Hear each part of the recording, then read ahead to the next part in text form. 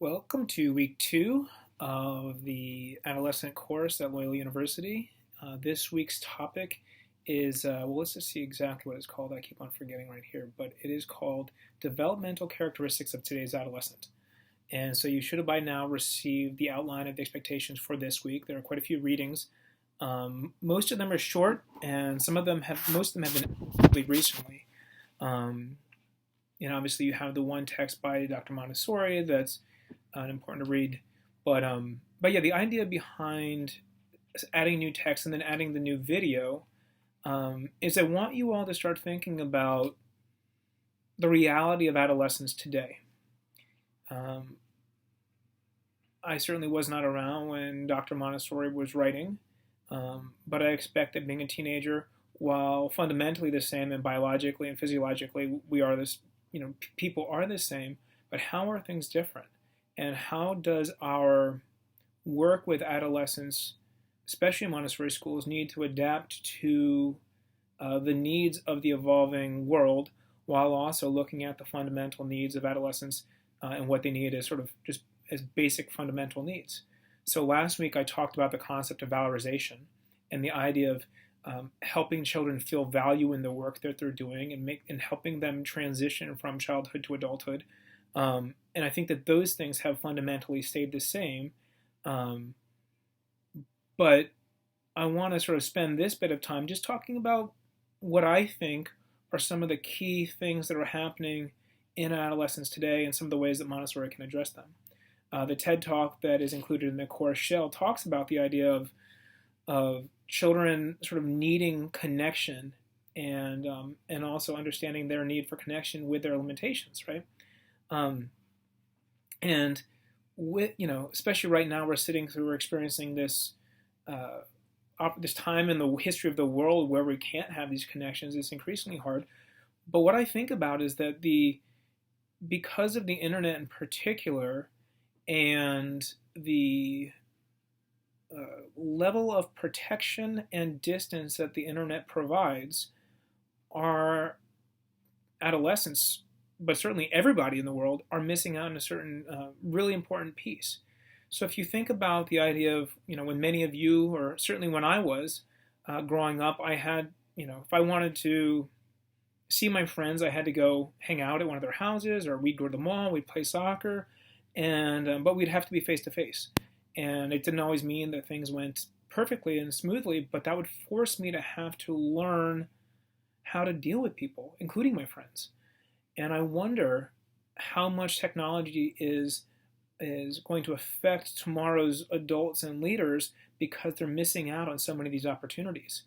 And in addition to that, is technology in particular robbing us of the opportunity to make these connections? I have a half brother from a different marriage, and he is 20 years younger than me, and he is maybe 21, and he's getting ready to go off to college. And when I would come back to visit him, he would be in his room, not visit him, but visit my family. He would be in his room playing games with his friends online. And that was a Friday night and a Saturday night. I kept on thinking, I was like, wow, that's certainly not how I grew up, and I expect a lot of people did spend a lot of time in their homes. But what he was doing was essentially the same thing that I was doing at the same age, except it was forcing me to be there with them. And then I got to thinking a little bit more, and I was thinking, wow, actually, back when if I wanted to go to a friend's house in high school and we wanted to play video games, which was never really my thing, we'd have to take turns. And that was a little frustrating from time to time, but it was certainly, I developed these deep relationships with people, and that included their parents, and sometimes there'd be times we didn't want to do things together, but it forced me to learn a different set of skills. And I wonder how the lack of these opportunities for so many people are changing, and will change as these adolescents become managers in their own careers or parents, and just wonder how the lack of opportunity in building relationships will impact them in the long term. So that's just something for us to think about, and I don't know the answer. I mean, I'm sure that the first generations of people that grew up with internet are coming out, and I'm sure there's research, and maybe we can find some by the time we finish this course. But it's just something interesting to think about. Um, One thing that I did also want to mention in terms of today's adolescent is the idea of expectation and reality. Um, as I mentioned, and excuse me, I'm getting ready to sneeze. Maybe.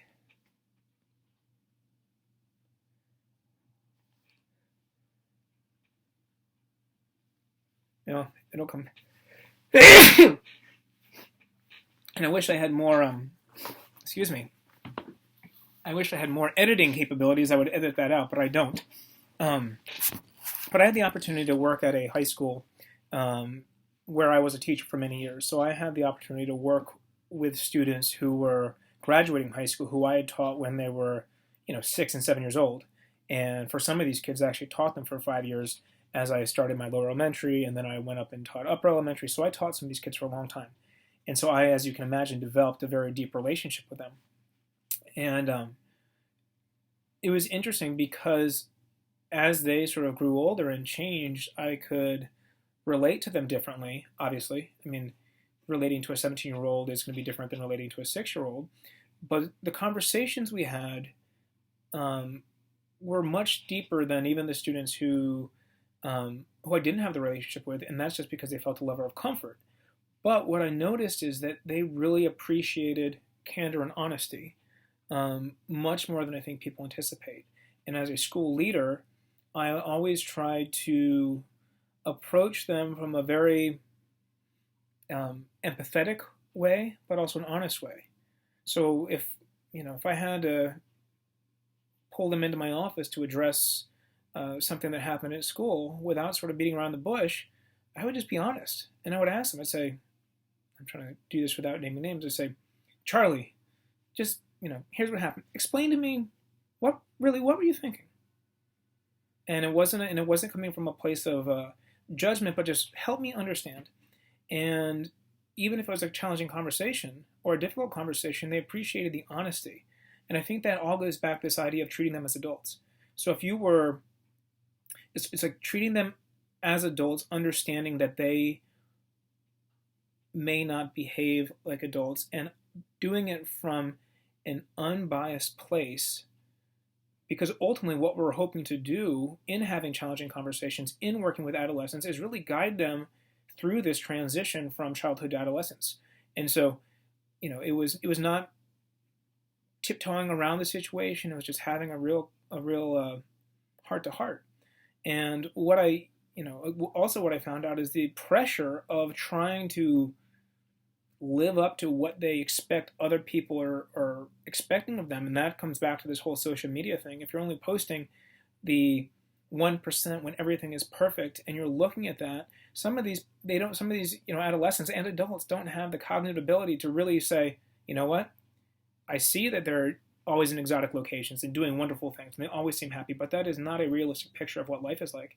And so a lot of these kids, in addition to just trying to figure things out, we're trying to manage these unrealistic expectations about what they're supposed to be like and what happiness is. And again, I just, really enjoyed having these candid conversations and saying things to them when they would behave in a certain way. Even if they're trying to be whatever they think they're supposed to be and make what I would call a dumb decision. And yes, I know that some people might suggest that we should never tell somebody they're making a dumb decisions, but I kind of disagree. If I hear of a student who was out taking part in some risky behavior, and I hear about it, I'm going to call them out on it, and I'm going to tell them that that was not a good move, and I'm going to try to help them see the other options and also the possible consequences. Anyway, but I guess this was a bit of a ramble, but going back to the whole, sort of tying it back together and not trying to give you all something to watch for too much extra time, but looking at the developmental characteristics of today's adolescent, it sort of started with this idea that the challenges and the situation of today's adolescent is significantly different than what Dr. Montessori experienced. And you can all probably think of a million different ways of how it's different, but just understanding that when we look at adolescents, that there is a need, in my view, to understand that they're different and understand that the world that they are living in is different, and even different, very different than what some of us who grew up even 20, 30 years ago experienced.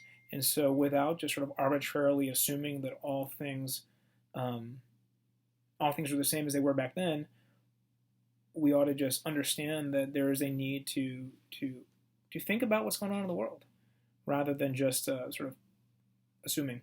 So I hope you all have a wonderful week.